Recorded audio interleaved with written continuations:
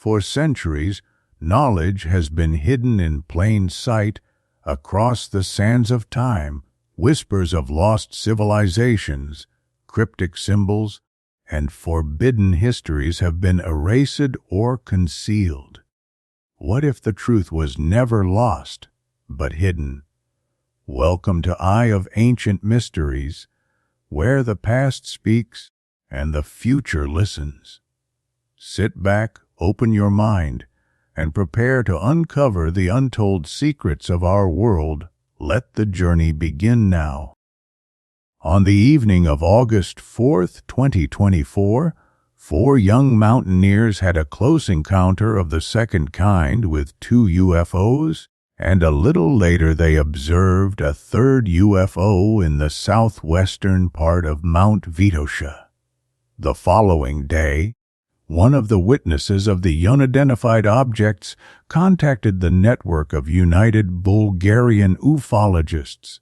The night after the incident, an excited AV could not fall asleep for a long time and decided to contact people who study UFO phenomena. He found the UFO BG webpage, and the very next day, he was already speaking with a representative of the network of United Bulgarian Ufologists.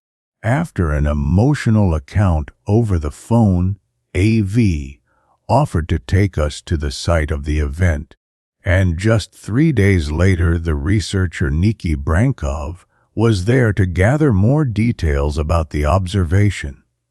The eyewitnesses recounted everything in detail.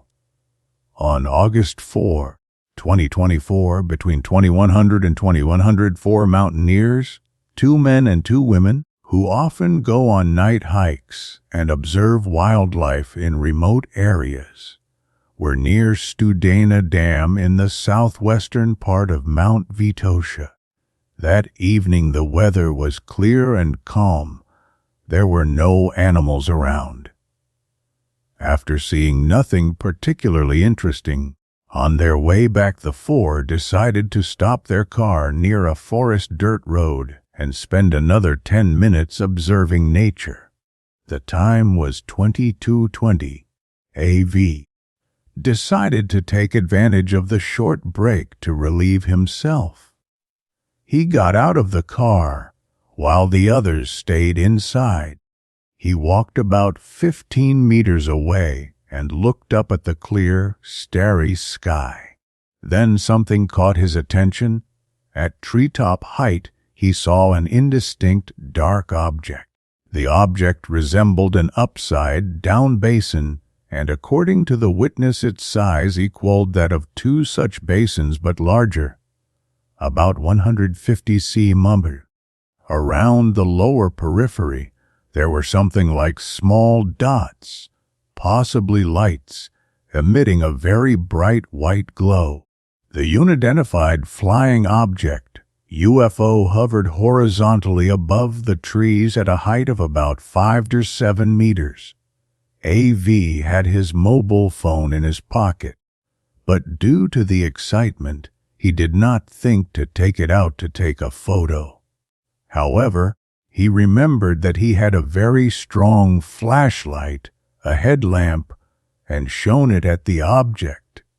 After examining the UFO carefully, it appeared white and its lights looked about the size of bicycle lights. AV began shouting to his companions to come quickly. He ran back toward the car, yelling, "Come quickly! Come quickly!" so they could also see the strange object. The 4 returned to the spot of the initial observation and continued watching it. At some point, the white lights went out, and a bright red light appeared in the center of the UFO. According to AV, the object could not have been a drone. There were no propellers, no sound. The witness was in total shock. He had never thought he could see something like this. At the moment the large red light turned on, the object began moving toward them. The people panicked and ran back to the car. However, standing by the vehicle, AV continued observing. He noticed that the UFO moved as though it were scanning something, flying smoothly with wave-like, graceful motion between the trees. These wave-like movements were upward and downward as well as forward. For about 5 minutes, the object covered an area of around 50 square meters in the forest among dense, not very tall trees, moving in an astonishingly smooth manner. It even passed by the car. From inside, the others screamed at AV to get in quickly, overwhelmed by fear and stress, but he chose to remain outside to keep watching. Then the UFO moved slightly forward around 12 meters and ascended to approximately 10 meters in height. At that exact moment, from the left side, seemingly from the ground at about 6 meters away, a second object appeared, identical to the first. The second object moved toward the first. They hovered next to each other for about 10 seconds, and then simultaneously shot upward at tremendous speed and disappeared. At that point, AV got in the car, and they quickly drove away from the site, shocked by what they had seen. About 600 meters down the road, AV stopped the car and asked his companions to get out, smoke a cigarette, and discuss what happened. They agreed despite their fear, partly because AV was very convincing and still extremely excited. He was even hoping to see something more. The eyewitness began looking back toward the direction of the first 2 objects, when suddenly, on the left, his girlfriend saw something. In the distance, above the ridge of the mountain, another third object appeared, switching its lights between white and red. Its shape was like an egg, though it could not be determined precisely because it was dark. The sky was clear, the Milky Way visible, with no moon. The object flew in a straight trajectory, moving up and down like a buoy on water. According to the witnesses, the UFO traveled more than 7 km in about 4 minutes before disappearing behind the other side of Vitosha. As the witnesses stood mesmerized by what they saw and prepared to leave, suddenly a beam of light appeared from the sky for a few seconds, pure white, like from a powerful searchlight. According to the eyewitnesses, it came from the black sky and stood out brightly. At its base it widened, and the light faded downward, until it disappeared among the trees, as if descending toward the ground. The beam looked as though it came straight from the sky and appeared several kilometers long and about 15 meters wide. What could the 4 mountaineers have witnessed? In any case, these were real, physical objects. The witnesses insist they clearly saw the silhouettes of the craft and their lights. Regarding the first UFO observation, according to AV, it could not have been a drone. The characteristics do not match: no propellers, no sound. And what would such an aircraft be doing in this deserted place so late at night? Even if this were unknown military technology, we still cannot explain the first 2 observations. Another possibility is that these were extraterrestrial craft, possibly unmanned.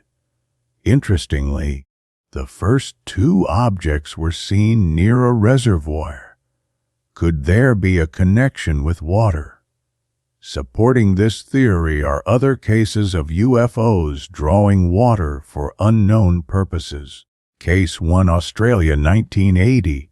In the early hours of September 30, 1980, George Blackwell, an employee at a ranch in Rosedale, Victoria, Australia, was awakened by loud commotion among his livestock. When he rushed to investigate, he faced an unbelievable sight, a hovering object above a large water tank. The UFO emitted a powerful, piercing sound and extended a black tube-like structure that appeared to be sucking water from the tank.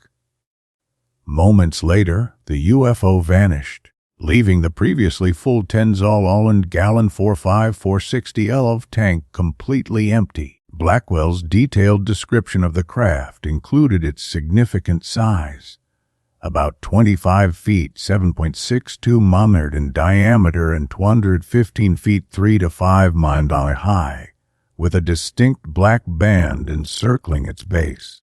It had no wings, propellers, or any recognizable features. Its advanced, unknown technology was evident in its ability to drain water silently and efficiently. Case 2, Sweden, 2018. Carina Lindquist and her friend Michelle from Stradängens, Sweden, were walking near Lake Mälaren at Älvsjön 35 on June 10, 2018, when they saw a UFO hovering over the water. A beam of light extended downward. The two women claimed that aliens were filling their craft with water. Scared but determined, they took out their phones, filmed the event, and later uploaded the footage online. Case 3, Nevada, USA, 2015. A pilot, who wished to remain anonymous, shared photos and testimony with well-known ufologist Scott Waring, the pilot of a small local aircraft, while flying toward a Nevada airport, saw a saucer-shaped object hovering above Scott's flat lake. A transparent ribbon extended from the object to the lake. As he approached, the pilot realized that this ribbon was water.